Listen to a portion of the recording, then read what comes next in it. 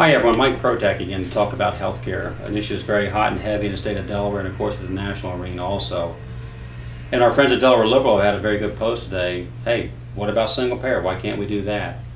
Well, let me talk about single payer a minute here. And I think there's a joke that goes around I've heard many years ago.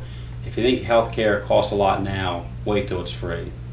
And essentially what that's saying is somebody does pay for healthcare. Now who's that going to be? Obviously it's going to be me and you. It doesn't come for free. Single payer comes from tax revenues or fees that are collected and paid to the government, who in turn pay providers. So essentially, if I can use some props here, instead of paying with a credit card or that trusty checkbook, you essentially pay taxes, fees, levies of some kind to the government, who in turn pays providers. Key to this is the providers have negotiated fees with the government. So again, it's a piecework look at healthcare. In other words, they pay for quantity, not necessarily quality. Now, I won't go into the scare tactics of, oh boy, there's going to be waiting lines, months long. You're going to be denied this, you're going to be denied that procedure. There will be some of that. Now, it may be it may not be the nightmarish scenario many people point to, or simply against any kind of healthcare reform. But I can say with authority, I've traveled to all the countries that Delaware Liberal talks about in their post. And oftentimes it's Great Britain is truly socialized medicine. They own and operate the hospitals, they own and operate the doctors, they own everything. Canada's single payer, the Netherlands has a multi-payer system. France, Germany, they all have variations of single payer, some multi-payer. And that's the point I'm trying to make here, is America can do something singular and necessary for the United States of America and not be a cookie cutter approach to what other people have done for healthcare. It simply won't work. The single payer systems we have here in the country, Medicaid and Medicare, let's focus on Medicare. Flat tax, paid for, plus premiums. It is truly a single payer system. And it is bankrupt. $74 trillion in unfunded liabilities for the future that somehow we're going to have to pay for. So America's experience with single payer hasn't worked that well. That does not mean we can't achieve universal care. There's a big, big difference. Now, again, single payer talks about the quantity of procedures, not always the quality. Now, it is true in other countries the longevity is very close or sometimes exceeds that of America.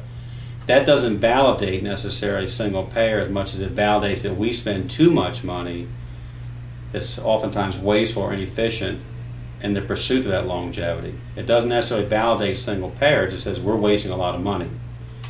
Now, most Americans, if you gave them the option, would you want the government having a dominant role in their health care, are going to say no.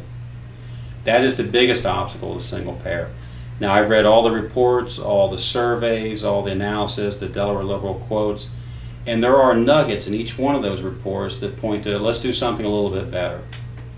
The key things we have to have is something that covers catastrophic care, but has manageable deductibles, premiums every month, so you don't go bankrupt. It's got to address that wellness issue. It has not been proven that single payer addresses the wellness issue. Simply because everybody's covered doesn't mean they're getting quality health insurance. There will be, under single payer, because every country does this, a limit, or rationing if you want to call it that, of what is covered based on your age. Because at some point, it may not make much sense to be 85 years old to have another bypass, to have another knee operation. Those things are ratcheted down based on your age and otherwise health. We don't do that in America. If you can pay for it, if your insurance covers it, you're in, you're going to get it done, and probably very quickly. So again, let me try to summarize. Single payer has good merits in it. It is not the solution for the United States of America. We can glean many good things from Europe and Canada, but we need to design our own system. And a few days ago I talked about Delicare that includes some of the key elements we're talking about: wellness, productivity, security. But we need something that allows choice, competition, and includes a phrase there for responsibility, because without that we're never going to control our costs.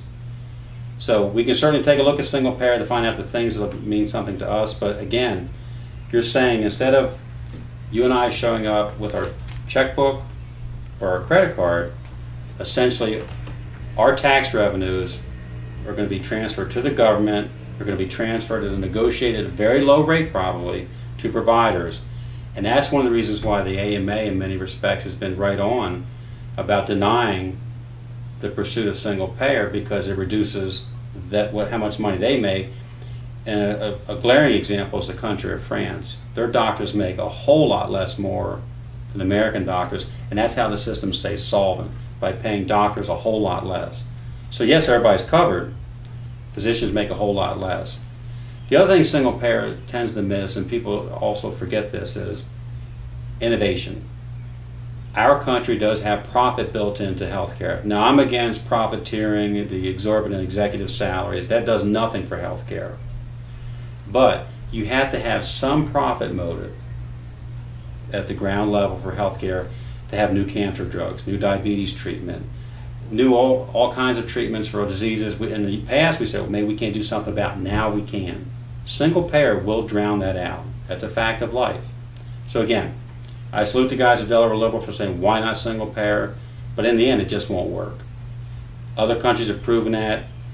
Canada has problems with their system. They are now increasing the amount of people who come to America for cutting-edge cancer treatment because they can't provide it. Great Britain, which is truly socialized medicine, is always putting more money into the National Healthcare Service. And they have private hospitals, a lot of people don't realize this, for the well-to-do to go get health care because they're not satisfied with the clinic atmosphere of healthcare. So again, single payer has merits. It's not the solution for America. The reports may say certain nuggets are very, very applicable, but in totality, it's not the system for us. Because again, if you think healthcare costs a lot now, wait till it's free. Let's remember, putting the patient first, reducing the hassles, and having healthcare that's customized to your lifestyle choices. Those are the three key components. Not having the government run it, not having the government decide it, not having the government negotiate what you can and can't do and decide who your doctor is. Thanks for tuning in. We're going to talk some more about healthcare because this issue won't go away. And like a lot of things, if we're going to do it, let's do it right. Thanks a lot.